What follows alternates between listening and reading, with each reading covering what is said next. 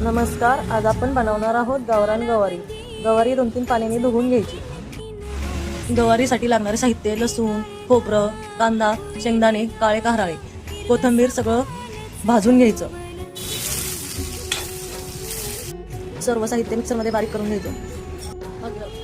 चला आता सुरुवात करूया. पहिले तर कढईमध्ये तेल, जिरे, मोहरी, बारीक चिरलेला कांदा,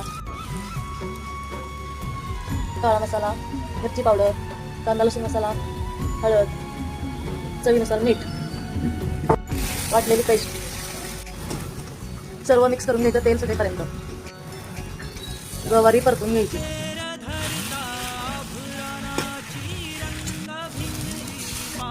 गरम पाणी 15 मिनिटं शिजून घ्यायची.